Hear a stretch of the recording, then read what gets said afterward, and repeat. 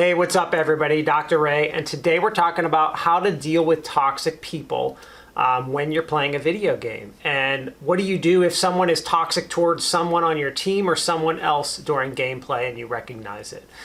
This is something that if you're online with random people, you are 100% going to experience toxicity, especially when you're playing games like any of the large competitive esports games. When you're playing with random people, you will experience it, like League of Legends, Call of Duty, CSGO, you name it, you're going to experience toxicity if you're playing in an online environment. So one of the things that I do is I talk to people about, well, how do you deal with this? I have to talk to my kids about this. And one of the first things you have to do is talk to them, you know, if it's a child, how to recognize this toxicity. But toxicity is anything that can be hurtful or offensive to another player that's beyond, hey, we're going to win the game. Something that's deemed offensive or inappropriate. There are some great solutions for this. I've seen lots of people talk about this in depth about all the different things you can do. But I have a couple very simple solutions to deal with it. So first of all, if you're in game and you experience toxicity, there's very simply mute. That's it. You solved the problem. As soon as you hear one thing toxic, mute that player or just mute everyone, whatever the option is in game, and then report them afterwards. That's it.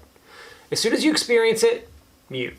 Certain games have voice chat like Call of Duty, so you're going to definitely want to mute them because it's going to be loud, you're going to be hearing it. A game like League of Legends, voice chat's not really used unless you're on a team, so it's just going to be someone typing something rude or inoffensive or inappropriate to you. Simply mute. Mute that person, mute the team. That's it. Problem solved. Now, what happens if you see a player being not just toxic to you, but to other people? Because sometimes you might see them being toxic to another person and you might fear that it's offending that person or going to affect them in some way because maybe they don't know what to do. I would encourage you to not respond to the person being toxic. Either send a private message or just say it loudly or type loudly to that person. Please mute the mute whoever, mute the toxic person. Please mute them for your benefit. Please mute them, and you also mute them as well. That's it. Do not respond to the person. Do not try to talk back to them. Do not get in an argument with them. That's actually what they're looking for. You don't know who this person is on the other side of the computer. You don't know what their goal is. Their goal may be to cause a fight with you, to get in a yelling match with you. You have no idea, and they may say some it might go down a really dark tunnel of things that they're going to say to you and experience. And they may be recording this to blast on some website. It's not worth it. Ignore them.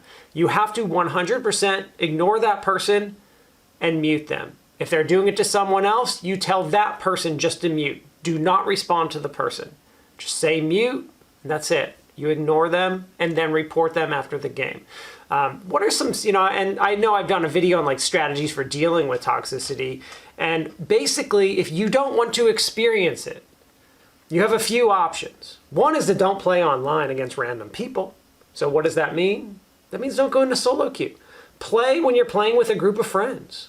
Play in a league at your high school, your college, or even form a league. Get on Discord, see what's available in your area. Get a group of online people together and play as a team and play against people that you know. You'll experience much less toxicity doing that. And also be wary of the games that you play if you really need to avoid it. But the mute option is very simple, effective, it works, it's really easy to do. It also takes 1 second in most games. Most of the popular games all have the option. And so it's very easy to do. But that's my main strategy for dealing with it. And then if you want to try strategies to avoid it, especially with your kids, that's a whole nother issue of dealing with kids and watching what games they play. But in general, have them play with friends. Play as a team, play in their middle school, high school team, play with friends, play with people, have a coach there facilitating. Chances of toxicity start to decrease significantly. It's kind of like, you don't want your bike to get stolen, so you put a bike lock on your bike. Well, it's not perfect. It's not 100%, but it does a pretty good job.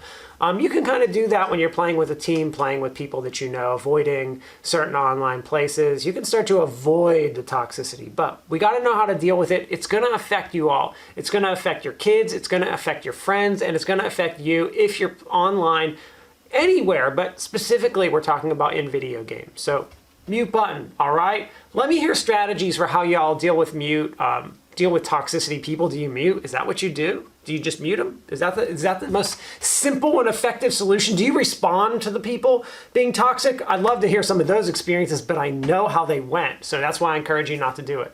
Anyway, that's my tip for today, y'all. Later.